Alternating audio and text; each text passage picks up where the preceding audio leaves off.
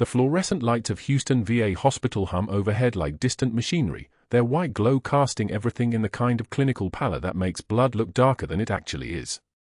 Megan O'Brien moves through the morning ward with the kind of efficiency that comes from muscle memory deeper than any civilian training could provide, her shoes barely making sound on the tile, her hand steady as a surgical laser as she checks the 4 lines on Colonel James Hartley's post-op bed. She's been a nurse here for 3 years, moving through shifts that blur into one another, and not once has anyone asked why her precision never wavers, why her fingers never shake, why she can read a cardiac monitor the way most people read weather reports. The antiseptic smell mingles with bitter coffee from the break room 2 corridors down. Megan's badge reads RN and nothing more. Below that, under layers of institutional policy and civilian employment forms, there exists a name that doesn't exist anymore. Senior Chief Petty Officer Megan O'Brien. The Navy erased that woman in 2016 after a classified hostage extraction in Baghdad went sideways. Not a dishonorable discharge. Worse. Erasure. Orders to disappear into civilian life and never surface, never mention, never acknowledge the compound in the Jolin district or the 3 journalists or the team leader who didn't make it out. So she became a nurse in Houston, and she kept exactly one piece of evidence that she'd ever been anything else. The faded 3rd Special Forces group patch is sewn into the lining of her jacket, hidden against the inside seam where no one would see it unless they were looking for something that shouldn't exist. Her fingers brush it sometimes when she's alone in the break room, a half-second contact that feels like touching a scar in the dark. She's not supposed to have it. The Navy was clear about that. No memorabilia. No photographs. No unit insignia. No proof. But some things you can't unsew from yourself, even when the government orders you to try. Colonel James Hartley lies in bed 7, recovering from a routine post-op status on day 3 following an abdominal repair. 62 years old, sandy hair going grey at the temples, the kind of bearing that doesn't disappear even when you're flat on your back with morphine in your fore. He was her son's commanding officer once, before Michael left the Green Berets and came home to finish college. Before Megan had to sit across from her own child at dinner and not tell him what she'd actually been doing all those years when she said she was deployed as a trauma surgeon to combat hospitals. She never told him the Navy Cross was real. Never told him about the scar on her left shoulder that came from a ricochet in Fallujah, or the one on her right thigh from the extraction gone wrong. Just said she was proud of his choice to leave, and meant it, and kept her mouth shut about everything else. She's checking Hartley's medication chart at 8:41 a.m. when something pulls her attention sideways. The post-operative antibiotic order is there, correct dosage, correct timing. But the analgesic protocol shows a gap. 3 hours between doses when post-op guidelines recommend 2-hour intervals for his pain profile. Not a mistake that would kill him. But a shortcut. The kind of shortcut that adds for unnecessary hours to recovery time, that increases infection markers, that the patient doesn't complain about because complaining isn't what soldiers do. Megan's eyes narrow slightly as she reads the order signature, Dr. Marcus Sterling, Chief of Medicine. She's seen his name on 17 charts in the past week. Not all of them have gaps like this one. But enough do that it's not random. Her jaw clenches once, a single micro-expression that lasts less than a second, then disappears. She picks up the phone at the nursing station and dials his extension. Dr. Sterling. His voice comes through after 2 rings, already irritated at being interrupted before 9 a.m. This is O'Brien from the surgical ward. I'm reviewing Colonel Hartley's analgesic protocol and I'm seeing a discontinuity in the post-op dosing schedule. Can you walk me through the medical reasoning? The silence on the other end lasts exactly 2 seconds. Then, is there a problem with the current order, nurse? There it is. The tone shift. The word nurse like she's just reminded him she's not a doctor. Like she shouldn't be asking questions at all. Like her job is to follow orders, not understand them. No problem, Megan says, keeping her voice level. Just verifying the reasoning. 3 hours between doses extends his pain window unnecessarily. The dosing is appropriate for his weight and renal function. I understand. I'm just checking if there was a specific clinical consideration I'm missing. Her words are careful, deferential. They make her sound harmless. They make her sound like someone who doesn't understand anything beyond what she was trained to do. The guidelines typically recommend. Are you a physician? There it is again. The contempt, sharp as a scalpel. Megan can hear it even through the phone line, the particular flavor of institutional arrogance that comes from having connections instead of competence. She can hear it in the way he's about to say something else, something designed to remind her exactly what rung of the ladder she occupies. But before he can speak, she hears his office door open, hears voices, hears the immediate shift in his tone as he probably gestures someone into his office for a meeting with a board member or a senator or whoever it is that Dr. Sterling calls when he needs to feel important. "I'll be on the ward in 10 minutes, he says, not a question, and hangs up. Megan replaces the phone in its cradle and returns to Hartley's chart without a visible reaction. Her hands remain steady.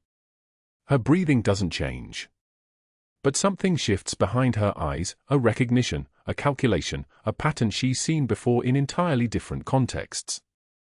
A man who makes decisions based on who's watching, not what the patient needs. A hierarchy built on connections rather than competence. A structure that collapses if the wrong person asks the right question.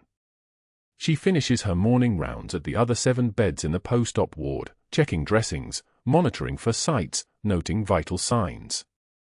Her precision is surgical. A 67-year-old with hypertension, BP running 156/94, elevated from baseline, probably pain-related, monitor but don't escalate yet. A 55-year-old 3 days post-amputation, phantom pain likely, she notes the psychological component that other nurses miss, recommends preemptive positioning adjustment. A 71-year-old with early signs of infection, the redness around his surgical site has expanded a 1/4 inch since yesterday, she measures it mentally, files it away, will mention it if anyone asks but probably won't be heard. The antiseptic smell becomes stronger as morning shift reaches its peak. Rubber gloves snap like gunshots when she changes them between patients. Her badge catches the fluorescent light and casts small reflections against the bedside monitors. She's invisible here, which is exactly how she prefers it. Invisible people can move through spaces without triggering the hierarchies that protect incompetence. Invisible people can notice things. Invisible people can't be blamed for what they observe. Dr. Sterling arrives at 9:11 a.m., pushing through the ward doors with the particular gait of someone who owns the space by default. He's 48, expensively dressed even in his white coat, with the kind of jawline and silver hair that makes him look like he should be in hospital administration promotional materials. He's never done a complicated surgical repair in his life. He's not supposed to. He's the chief of medicine, which mostly means attending board meetings and approving orders and maintaining relationships with the right people. Except he reviews the critical cases. Except he signs off on protocols. Except he has enough authority to make his shortcuts into policy. He walks directly to Hartley's bed, doesn't acknowledge Megan's presence, pulls the chart from the end rail with the casual authority of someone who's never been questioned in his life. He spends exactly 90 seconds reviewing it. 90 seconds for the entire post-operative status of a 62-year-old patient on day 3 recovery. How is he presenting? He asks this of the chart, not of Megan. Stable vitals. Pain management adequate. Incision healing normally. No signs of infection. Megan's voice is perfectly professional. Perfectly deferential. Perfectly invisible. I did note a gap in the analgesic protocol that. The protocol is standard. Sterling doesn't look up from the chart. Your concern is noted. It's the tone of dismissal that politicians use when they're being filmed by news cameras. Polite enough for appearances. Contemptuous enough that she knows exactly where this conversation is going. He still doesn't look at her. He's reviewing the medication notes, and his expression shifts slightly, a hardness around his mouth, a tightness in his jaw that suggests he's realizing she's actually read the chart carefully enough to notice his shortcuts. To understand his reasoning. To potentially question it in front of witnesses. How long have you been in this position? He asks without looking up. 3 years, sir. And before that? I was deployed as a trauma surgeon to combat hospitals. The lie sits between them like a third person in the room. Megan has rehearsed it so many times that it comes out sounding like truth. Combat hospitals. Not classified extraction teams. Not midnight operations. Not watching a team leader bleed out because the exfil took 3 minutes too long. Just combat hospitals. Just medical experience. Just a nurse who somehow knows too much about post-operative protocols because she spent time in difficult conditions. Sterling's eyes flick toward her for the first time. She's watching him process this information. Watching him recalibrate her threat level. A nurse who's only been here 3 years but has combat medical experience is not the same as a nurse who's only been here 3 years. He's trying to decide if she's a threat or an asset. Well, he says, returning his attention to the chart, your combat experience doesn't override current institutional protocols. We follow the procedures established by administration. The analgesic dosing is appropriate. He replaces the chart and turns to leave, then pauses. Adds, almost as an afterthought, and nurse, in the future, any concerns about my orders should be directed through proper channels. Not straight to my office. Clear. Clear, sir. He leaves. The ward settles back into the low hum of machines and distant conversations. Megan stands motionless for approximately 5 seconds, then reaches into her jacket and touches the unit patch sewn into the lining. Just for a moment. Just enough to remind herself it's still there.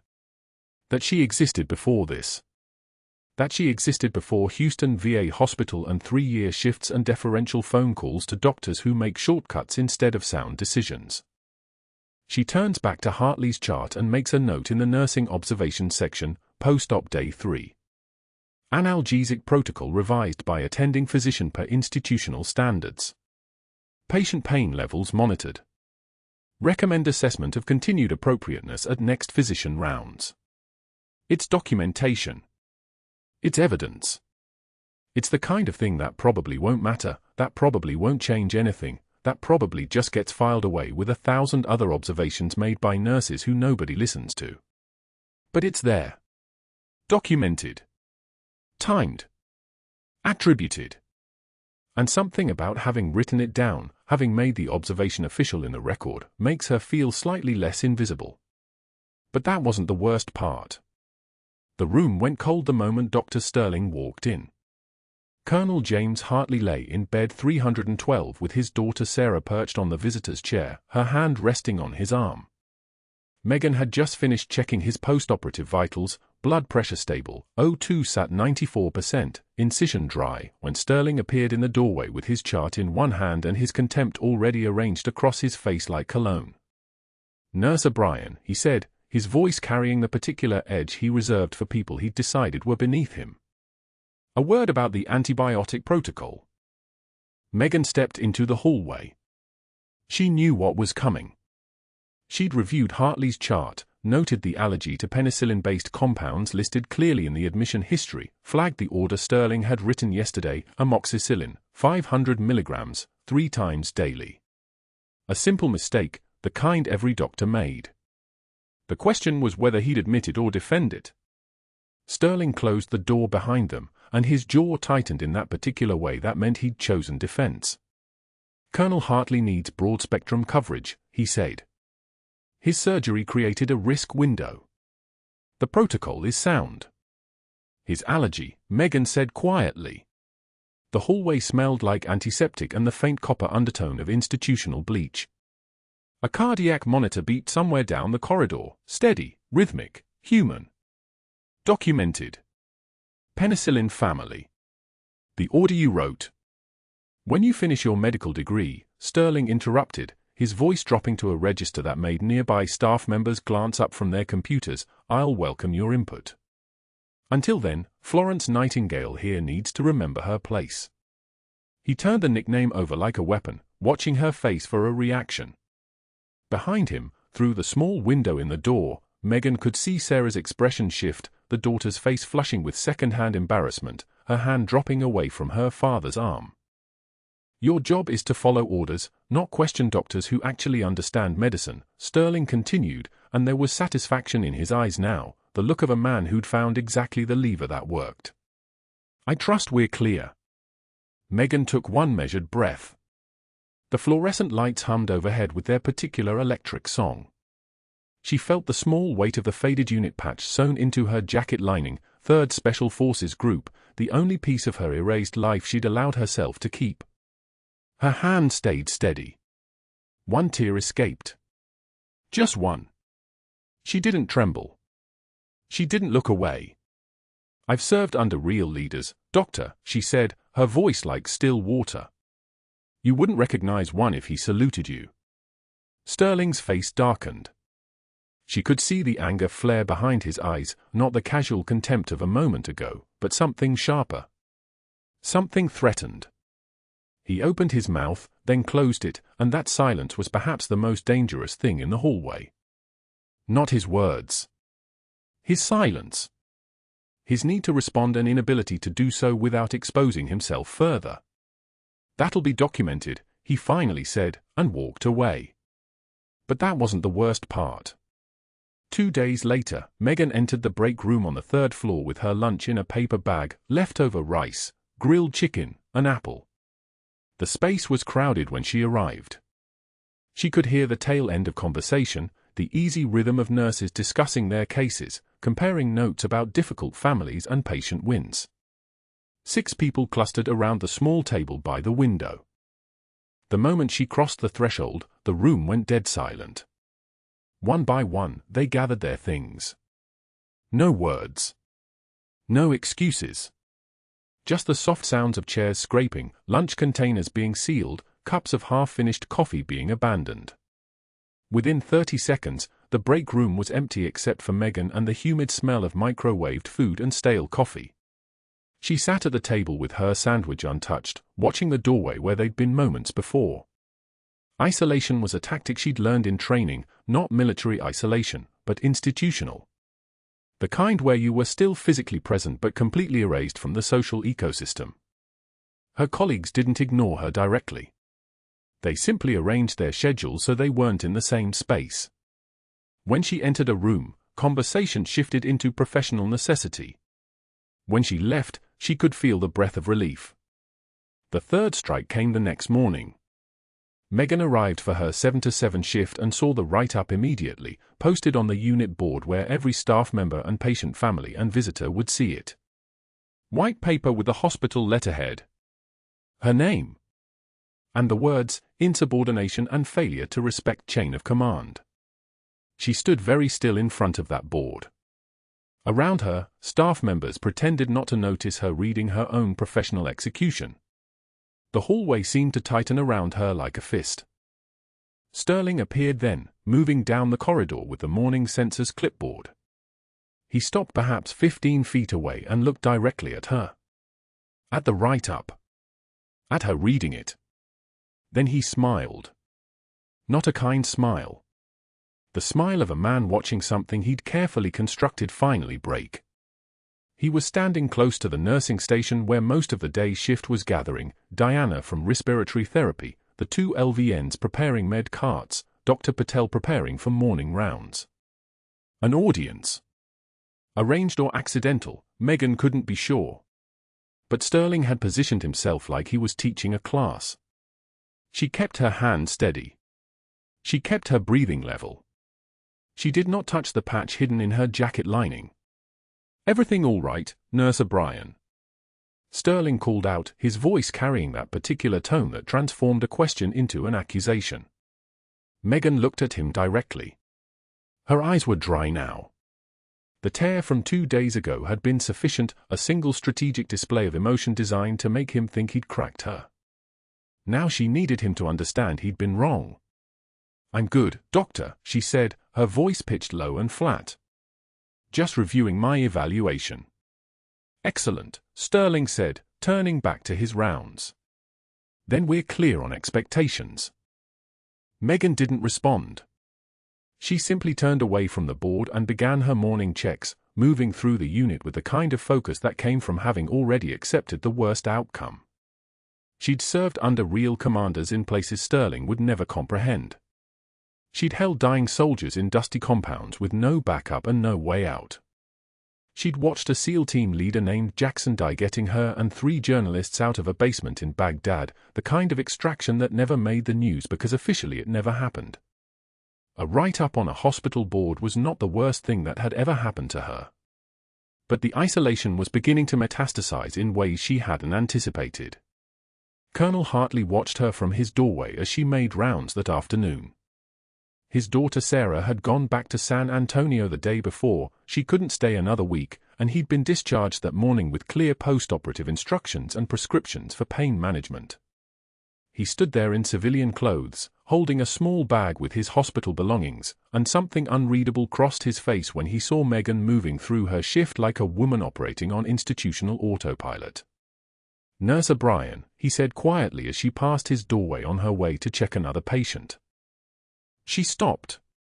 Hartley was watching her with the particular gravity of a man who'd been trained to read situations quickly and accurately.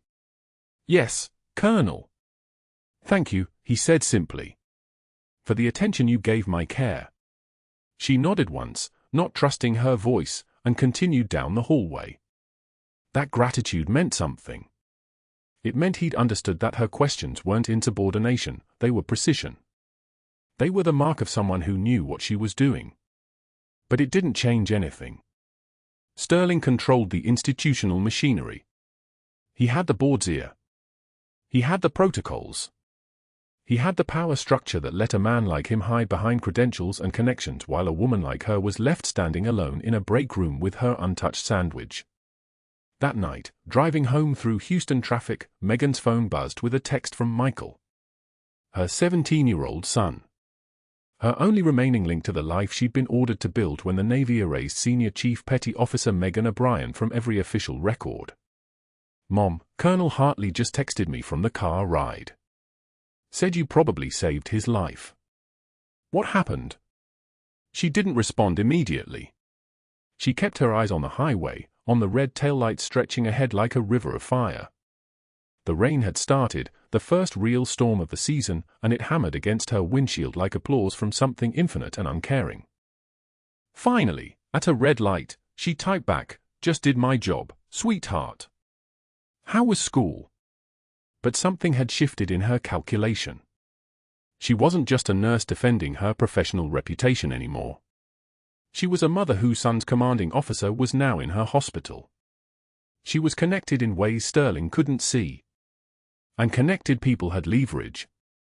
The question was whether she'd use it, or whether she'd keep doing what the Navy had ordered her to do 14 years ago, disappear, be invisible, survive without letting anyone know what she was really capable of. The 4th day after surgery was supposed to be routine. Post-op vitals, wound check, labs trending toward normal discharge parameters. Megan O'Brien had seen this pattern 1,000 times across 3 years at Mercy General's VA hospital in Houston, the quiet day before recovery, the moment when patients exhaled and families allowed themselves to believe the worst was over. She was checking Colonel Hartley's chart at 08 for 7 hours, noting his oxygen saturation steady at 98%, his heart rate holding around 72, when something caught her attention that shouldn't have been there at all. The subtle thing. The thing that separated nurses who read monitors from nurses who could read a body like a page written in blood and electricity. His jugular vein was distended. Not dramatically. Not the kind of thing that would trigger alarms in a resident's mind or register on any piece of equipment in the room. But Megan had spent 14 years reading bodies under stress, in field hospitals where equipment failed and decisions had to be made on observation alone, where noticing the small thing meant someone walked out alive and noticing nothing meant writing letters to their families. She could see it now, the slight bulge in his neck, the kind of venous pressure elevation that didn't belong for days post-op.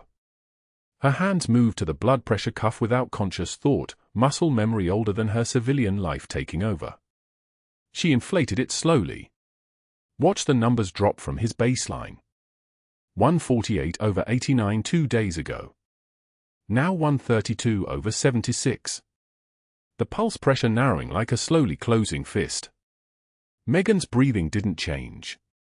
Her face remained professionally neutral as she placed the stethoscope against Hartley's chest, listening for the clear, crisp beat beat beat she'd documented yesterday.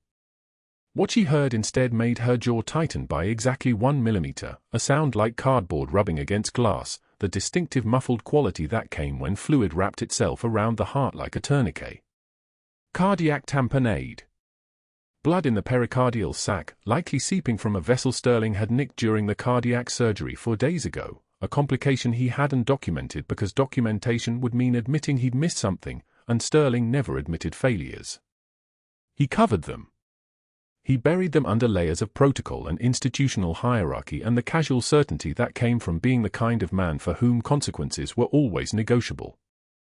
The resident on rotation that morning, a third-year named Morrison, was writing notes at the nursing station when Megan stepped out of Hartley's room. He was competent in the way of people who'd never faced actual urgency, who'd trained in a system where mentors caught the errors before they became catastrophes. He looked up at the sight of her, some instinct reading something in her face that he couldn't quite name. Megan kept her voice level, matter-of-fact, the way she'd learned to sound in 17 years of commanding people who needed orders, not panic. "I need you to recheck Colonel Hartley's vitals. Full set. Right now." Morrison blinked, then stood, closing his laptop. He was young enough that authority still registered as a physical thing, and Megan carried it like people carried their own gravity, invisible but undeniable. They walked back into the room together, and she watched as he took the blood pressure himself, inflated the cuff, watched his eyes widen fractionally as the numbers came in. 129/72 now. Still dropping. His pressure's down from yesterday, Morrison said, the statement forming like a question, uncertainty in every syllable. Megan was already moving, placing the stethoscope in his ears, guiding it to the same spot on Hartley's chest where she'd heard that muffled, terrible sound. She let him listen. Waited. His face shifted from confusion to something closer to alarm. "That doesn't sound right," Morrison said. The monitor behind the bed beeped softly, a rhythm that had been steady all morning suddenly fragmenting, his oxygen saturation dropping from 98 to 94 to 90. The colonel's eyes flickered open, confused, his breathing becoming shallower as his body registered that something was fundamentally wrong. "We need to call the code team," Morrison said, reaching for the emergency call button, but Megan's hand was already there, already moving. She pressed it once, deliberately, the signal for urgent assistance rather than full cardiac arrest, a distinction that mattered, a choice that narrowed her options but kept Sterling in the dark for exactly as long as she needed. The intercom crackled. Her voice came out steady, "Mercy General, room for 12. Immediate bed check required." She'd been a supervisor long enough to know the language of urgency that didn't quite trigger full response protocols, the way to ask for help without announcing to the entire hospital that something was falling apart. Morrison was sweating. His hands had gone pale at the knuckles, gripping the bedside rail as if it could anchor him to something rational. His SAT's at 88 now. "What are we looking at?" Megan was already assessing, her mind running through options with the kind of clinical precision that came from having made these decisions in places where there was no backup, no attending physician, no code team to arrive and take over. Just the patient. Just your hands. Just the knowledge that right choices killed the patient quickly and wrong choices killed them slowly while everyone watched. She caught Hartley's eye, saw the fear there, the confusion of a man whose body was betraying him in ways he couldn't understand. "We're going to fix this, Colonel," she said quietly. "I need you to stay still. No movement. Can you do that for me?" He nodded, fractionally, and in that moment something shifted in his face, recognition, maybe, or the ancient instinct that recognized competence when it presented itself, that knew the difference between someone reading a procedure manual and someone who'd held lives together with nothing but steady hands and willingness to act. The door burst open and Dr. Sterling appeared, his white coat pristine, his expression already assembling into something contemptuous before he'd even processed what he was seeing. Megan didn't move. She was positioned at Hartley's bedside in a stance that was half medical professional and half something else, something the Navy had trained out of her 14 years ago but that still lived in her spine, in the way her weight distributed, in the readiness of her hands. Sterling's eyes found hers across the space of the room and his jaw tightened. "Step away from my patient, Nurse O'Brien. You're on restricted duty pending investigation." The words came out clipped, authoritative, designed to be obeyed without question. Morrison flinched at the tone, stepping back instinctively, but Megan remained exactly where she was. Her voice, when she spoke, was quiet enough that only Sterling could hear it fully. His pressures dropping. Muffled S1 and S2. Jugular venous distension. Classic presentation for. Sterling moved into the room fully, his movement sharp with irritation, cutting her off before she could finish. "I'm aware of post-surgical complications, nurse. Your job is not to diagnose. Your job is to document what the attending physician tells you to document." He turned to Morrison, dismissing her with a movement of his shoulders. "Take over the monitoring. Any further deterioration, you page me directly. Not the code team. Not the resident on call. Me." Morrison nodded, uncertain, glancing at Megan as if asking permission. Sterling caught the glance and his face darkened. "Reassign her to supply inventory immediately. Full chart audit pending the investigation. She's not to touch this patient again, understood?" Megan felt the weight of the order settle across her shoulders like a compression vest tightening, restriction building, options narrowing into a single impossible corridor. She was being locked out of Hartley's care. Deliberately. With intention. Sterling was placing her in a position where she could watch what was about to happen and do nothing, where the knowledge would be poison and the inability to act would be the cruelty that made everything else work. She turned and walked out of the room without acknowledging him, her movements precise, her face blank. Her hands didn't shake. Her breathing didn't change. What was moving inside her was something older than panic, something that had learned to operate in the spaces between obedience and survival. But that wasn't the worst part. She made it exactly 17 steps down the hallway toward the supply closet before she heard it, the sound of Hartley's oxygen monitor alarm escalating, the soft repetitive beep becoming something more urgent, more desperate. 84% now. Maybe 82. Morrison would be paging Sterling. Sterling would arrive and find a patient whose condition had deteriorated under his care, a patient whose tamponade he'd caused and covered and now would be documented as a complication rather than a consequence. Megan kept walking toward the supply room because that was the choice Sterling had made for her. She was compliance now. She was restricted duty and investigation and invisibility. She was everything the Navy had ordered her to be 14 years ago after Baghdad, present but powerless, functional but broken, aware but unable to act. Sarah Hartley's voice caught her before she reached the supply closet door. "Please," the Colonel's daughter said, her hand grabbing Megan's arm, desperation sharpening her features. "Something's wrong with my dad. That nurse, he's not seeing it. He's just standing there. Please. You saw something wrong, didn't you? I could see it on your face." Megan stopped. Looked at the closed door to room for 12 where Sterling was already moving, already beginning the slow, careful process of managing a complication without admitting he'd created it. She could feel the weight of the faded unit patch through the fabric of her jacket, that small rectangle of textile that represented 14 years of agreements and erasures, of staying invisible, of accepting that survival sometimes meant letting people die. She thought of the compound in Baghdad, of the 3 journalists and the SEALs who hadn't made it out, of the choices that had been made in darkness and documented in classified files that no longer officially existed. "Your father," Megan said quietly, "is having a cardiac tamponade. Blood in the sac around his heart. He's going to crash if someone doesn't intervene." She turned and walked back toward room for 12, each step deliberate, each movement a decision she was making with full knowledge of its consequences. Sterling saw her coming and straightened, his hand raising in a gesture of command. "I said step back. Security will remove you if necessary." Megan didn't acknowledge him. She was already washing her hands, already moving to gather what she'd need, a 14-gauge needle, suction, a sterile field. Morrison was looking between her and Sterling like a tennis match, confused, waiting for someone to tell him what the hierarchy actually was. Megan's voice dropped to something that carried the weight of chain of command, of classrooms and deployments, of authority that came from places Sterling had never been. "Sir, step back. This patient needs intervention now." She wasn't asking. Morrison, reading the shift in her bearing, moved.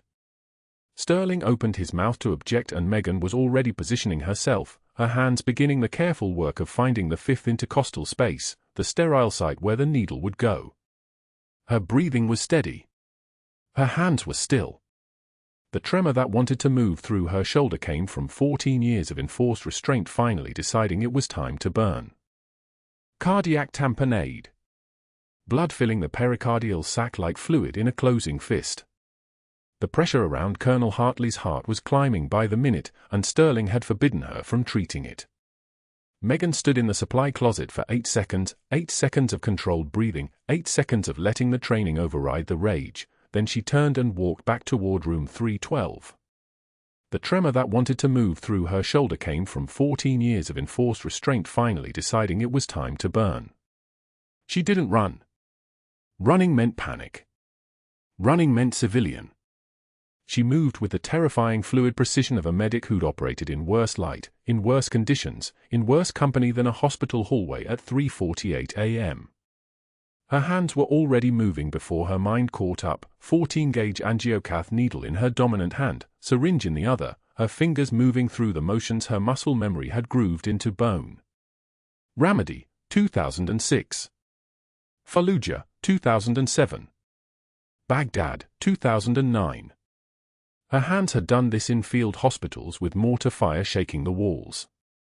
A sterile VA room felt like a 5-star surgery suite by comparison.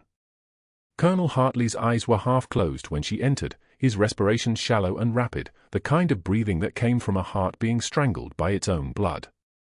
She didn't ask permission. She didn't announce herself. She simply positioned him supine, palpated the xiphoid process at the base of his sternum, and prepped the site with antiseptic that hissed against his skin like a small exhale. The resident, Rodriguez, young, competent, terrified, stood frozen at the foot of the bed. "Talk me through your assessment," Megan said. Her voice had dropped an octave. The timid nurse who deferred to Sterling was gone. BP 88/56. Dropping. Respiratory rate 32. O2 sat 91 despite the mask. JVD distended, maybe 3 centimeters above the clavicle. Rodriguez's words tumbled out like he'd been holding them since Hartley's deterioration began. "I called Sterling twice. He said the vitals would stabilize with time." "They won't." Megan's hands were already moving. She inserted the needle at a 45-degree angle, aimed just beneath the xiphoid process toward the left shoulder, feeling for the give as the needle penetrated the pericardial membrane. The syringe attached to the needle. She pulled back on the plunger. Dark red blood filled the chamber immediately. Lots of it. 200 cc at least. The blood that Sterling's surgical technique had left inside Hartley's pericardium, the bleeding he'd caused during closure and then covered up by telling everyone the patient just needed observation. "Jesus," Rodriguez whispered. The needle went deeper. Another pull on the syringe. More blood. Megan's movements were economical, practiced, each motion flowing into the next like muscle memory speaking louder than 14 years of civilian pretense. The hiss of air escaping as she drew the plunger. The soft click as the syringe filled and she withdrew it, replacing it with a fresh one. The rhythm of it. Pain was information. Blood loss was data. O2 saturation was a number that told her how much time remained before irreversible shock. 95, Rodriguez said, watching the monitor. His voice was shaking. O2 sat is 95. Keep watching it. Another syringe. Another draw. The pressure around Hartley's heart was releasing with each aspiration, like unclenching a fist. His chest rose more easily. The ventilator's mechanical breath met less resistance. Megan withdrew the needle with a single smooth motion, covered the site with gauze, and stepped back. The entire procedure had taken less than 3 minutes. The same procedure she'd performed while wearing body armor, while explosions walked their way down a corridor, while a Marine whose leg was gone below the knee screamed at her to keep working. Rodriguez stumbled backward, his hand reaching for the wall. That was... I mean, how did you even... Monitor him every 5 minutes. If the pressure returns, we repeat. If he crashes, we call for a thoracotomy. Megan was already disposing of the needles, her hand steady as surgical lasers, her voice dropping back to something almost conversational. But he won't crash. Not now. Colonel Hartley's eyes opened wider. His hand lifted, trembling, and his fingers found Megan's wrist. His grip was weak but conscious, the grip of a man whose brain was finally receiving adequate oxygen after being starved for it. His lips moved. No sound came out, but his eyes held hers for a moment that stretched like held breath. Then his hand fell back to the bed and his eyes closed again, this time with the rhythm of actual sleep rather than hypoxic unconsciousness. That was when the door burst open. Dr. Marcus Sterling filled the frame like a man who'd sprinted the length of the corridor and was already composing his fury into words before he'd even crossed the threshold. His face was flushed, his hair disheveled, and his eyes landed on Megan standing at Hartley's bedside with a used syringe still in her hand and the gauze pad at Hartley's xiphoid process. "What the hell do you think you're doing?" Sterling's voice carried the rising pitch of a man watching his authority slip through his fingers. "I explicitly ordered you to stay away from this patient." "Rodriguez, what is the meaning of this?" Rodriguez straightened, but before he could answer, Megan spoke. Her voice was calm. The kind of calm that comes from having already survived worse. Cardiac tamponade. Blood filling the pericardial sac. He was in cardiogenic shock. I performed a pericardiocentesis and aspirated approximately 200 cc of blood from his pericardium. His O2 sat is 95. His blood pressure is stabilizing. She paused. Let the silence do its work. You missed it.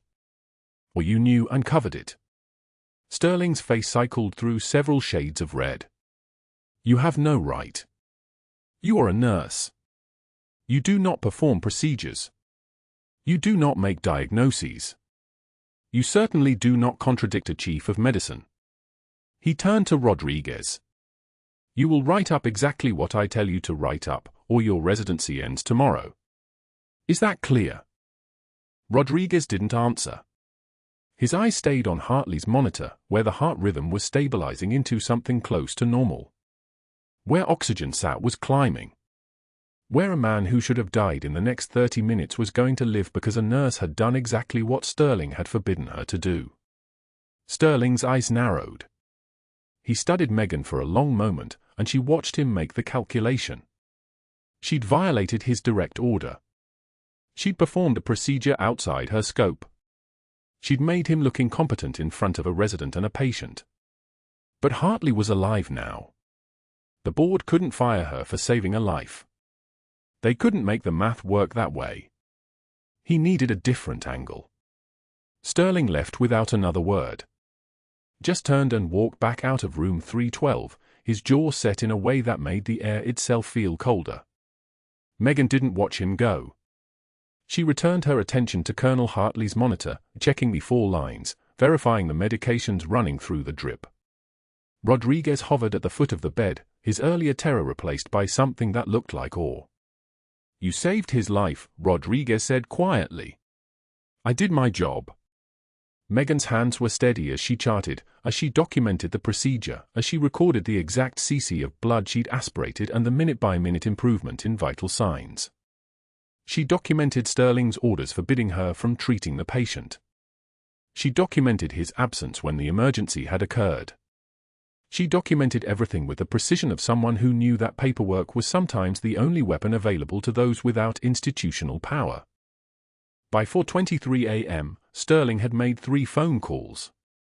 The first was to Harrison Pierce, the board member he'd met at Princeton 28 years ago, the one who'd written Sterling's recommendation letter for Mercy General, the connection that had elevated him from a competent surgeon to chief of medicine despite his declining competence.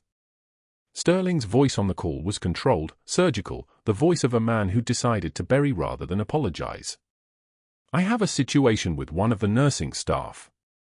She's become a patient safety issue. I'm going to need the board's backing on a formal investigation." The second call was to Mercy General School of Nursing, where Megan had earned her RN license 14 years ago. Sterling was careful with his words. Vague. Professional. "I have some concerns about someone who trained at your institution. I'm just following up because we value the integrity of your program. There are some procedural issues with this nurse that make me question her initial training and judgment." He didn't accuse her of anything specific. He didn't have to. Doubt was a disease that spread through reputation faster than infection through blood. The third call was to an outside auditing firm that specialized in hospital compliance. "I'd like a complete chart review for one of our staff members. Pull every chart she's touched in the last 3 years. I want a line-by-line analysis. I suspect there may be gross procedural violations that require documentation for the board." By 6:19 a.m., security was walking Megan out of Mercy General. She'd worked the rest of her shift. Documented everything. Made coffee for the night nursing staff. Helped transfer 2 patients. Did exactly what a nurse was supposed to do in the aftermath of an emergency. But when she clocked out at 7:06 a.m., the badge clerk told her that her access codes had been revoked. When she tried to walk back through the employee entrance, security was waiting. The officer, Jenkins, older, worn, the kind of man who'd worked security long enough to recognize bad politics when he saw them, looked genuinely sorry. "I'm going to need you to surrender your badge, Ms. O'Brien." Dr. Sterling's orders. His citing gross procedural violations and practicing beyond scope of practice. "There's a formal write-up going to HR, and your employment status is suspended pending investigation." Megan didn't argue. She didn't cry. She didn't even look surprised. She simply unclipped her badge from her scrubs, placed it on the desk, and turned to walk toward the exit. Jenkins called after her, "For what it's worth, I think he's full of it." She didn't respond. Responding meant engaging. Engaging meant staying. And she needed to disappear the way she'd learned to disappear 14 years ago, the way the Navy had taught her to disappear, the way a person learned to become invisible when visibility meant exposure. The rain was just starting as she walked to the bus stop, the kind of rain that came off the Gulf and carried the weight of salt and distance. Her scrubs were still damp from sweat. Her hand still smelled like antiseptic.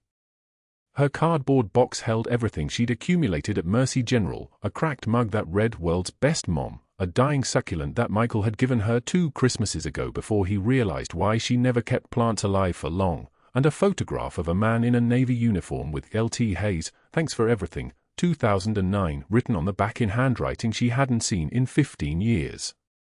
Lieutenant Commander Daniel Hayes. The SEAL team leader who'd gone into that compound in Baghdad with 3 journalists and come out with only 2. Who'd taken rounds to the chest because Megan was carrying the 3rd journalist and couldn't move fast enough. Who died in her arms while she applied pressure to wounds that no amount of pressure could survive. She stood at the bus stop on Richmond Avenue, balancing the cardboard box on her hip, watching the rain turn the cardboard soft and wavering. A bus hissed past without stopping. Then another. The rain got harder, the kind of rain that soaked through scrubs in seconds, that turned her skin cold and her breath shallow. She'd spent 14 years becoming Megan O'Brien, RN. 14 years of being quiet and competent and exactly the kind of nurse no one remembered. 14 years of watching incompetent men rise above her because they had the right connections, the right accent, the right fraternity pin. 14 years of documenting their mistakes and staying silent because staying silent was the price of staying buried. Sterling thought he'd crushed her. Sterling had no idea what he'd just woken up. Michael O'Brien moved through the Houston VA hospital's main entrance like someone who'd learned precision from watching his mother work. 17 years old, backpack heavy with something that felt heavier than its weight should allow. The shadow box was wrapped in black canvas, and he knew, without anyone telling him, that what it contained would either save his mother or destroy what was left of her. The administration conference room was already assembled when he arrived. Dr. Sterling sat at the head of the table, his white coat pristine as a surgeon's blade, board members arranged like courtiers around him. They'd called this meeting to finalize the termination. To make it official. To erase her. Michael's jaw tightened as he watched them, these people who had no idea what they were about to become witnesses to. He didn't knock. He walked to the center of the table and opened the shadow box with hands that felt like they belonged to someone else. The Navy Cross caught the fluorescent light first. Bronze and gold, heavy as history. Then the 2 silver stars, their ribbons the color of old blood. Finally, the Purple Hearts, 2 of them, each one a story nobody in this room had earned the right to hear. The room didn't just go quiet. The silence became a physical thing, pressing down like deep water pressure. Michael's voice was steady when he spoke, though he was 17 and terrified. Senior Chief Petty Officer O'Brien, United States Navy.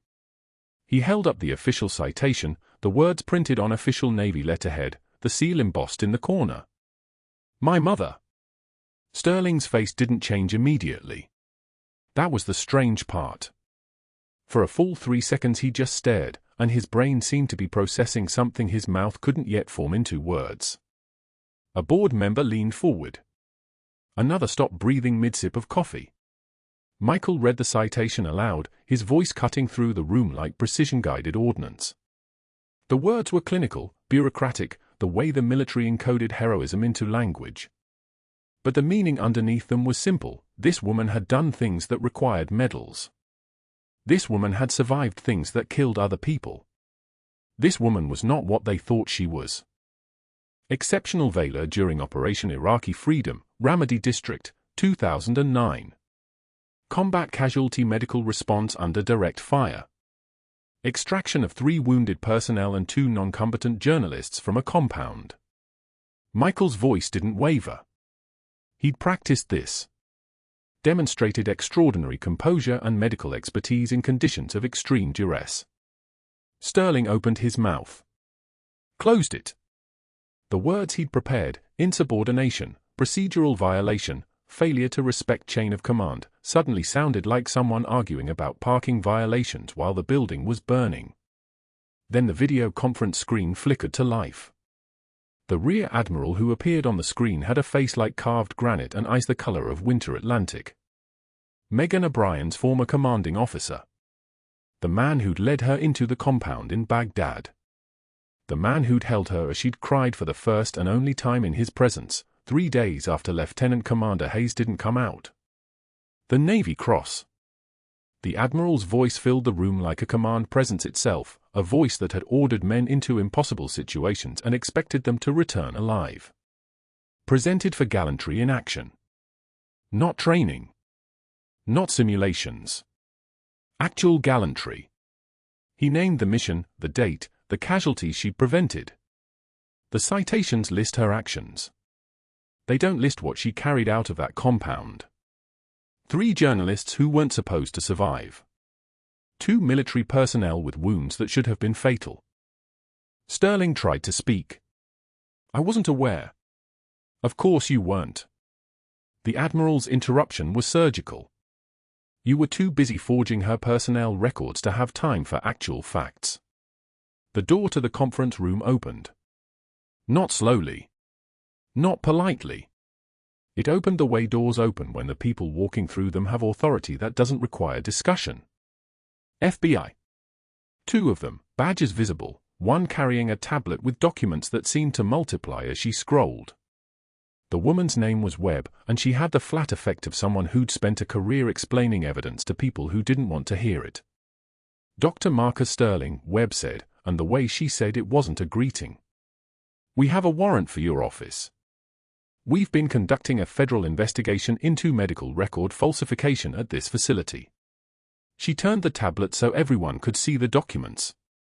Megan's chart. Sterling's notes.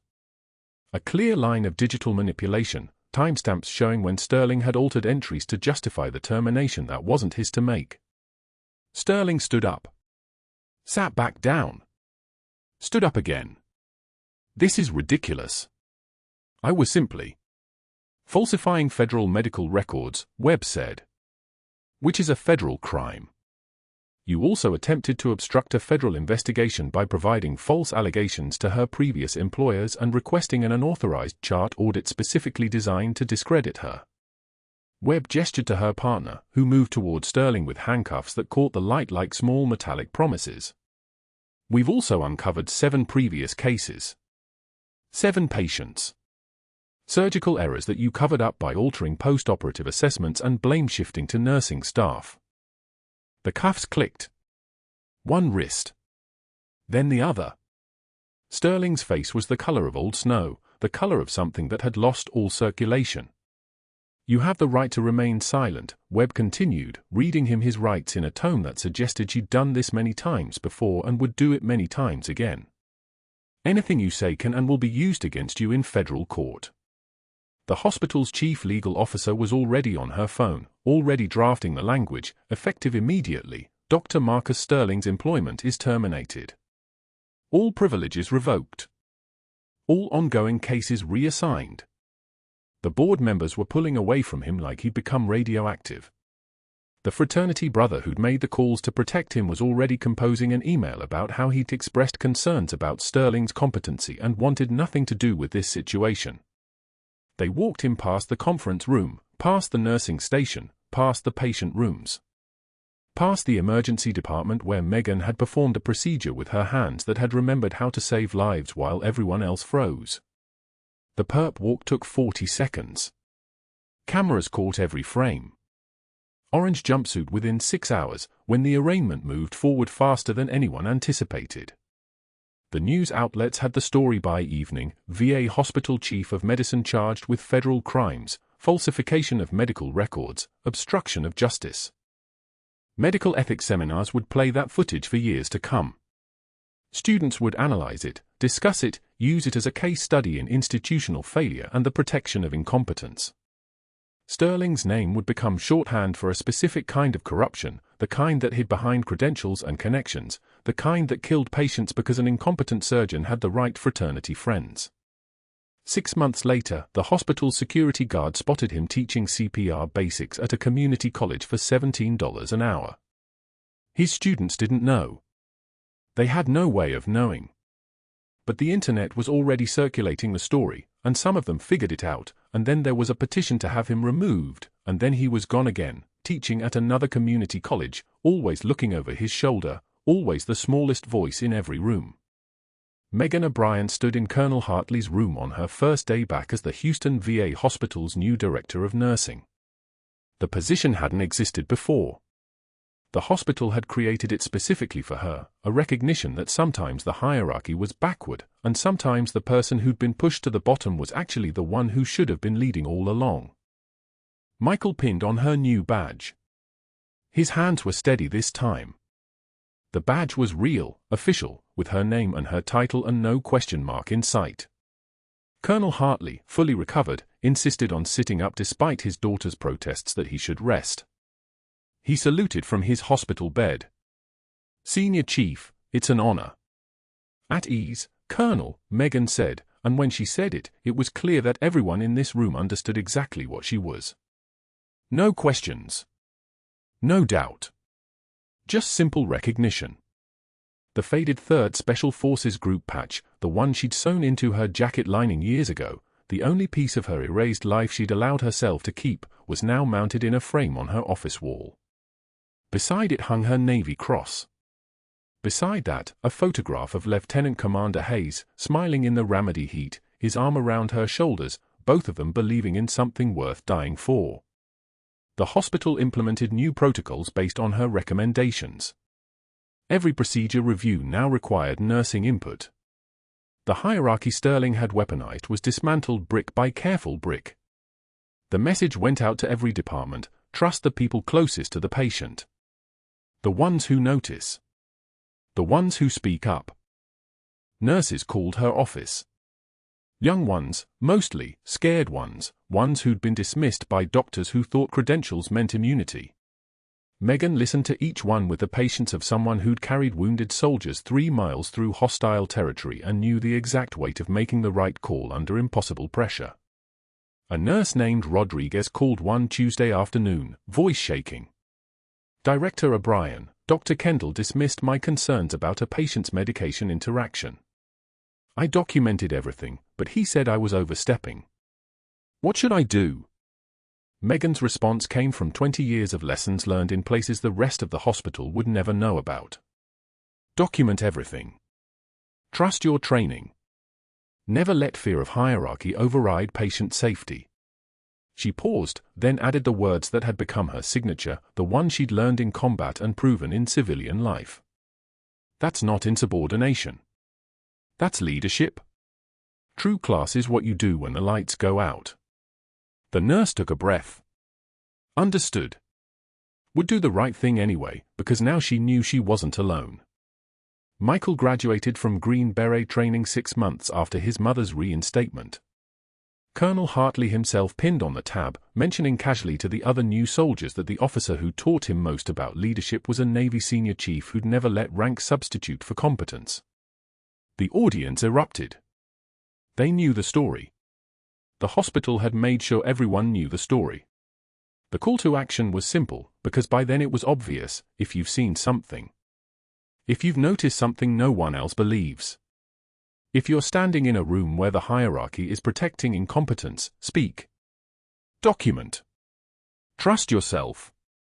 Subscribe to see more stories of the quiet heroes who save lives while everyone else is looking the other way, and comment below with your own story of being underestimated and proven right.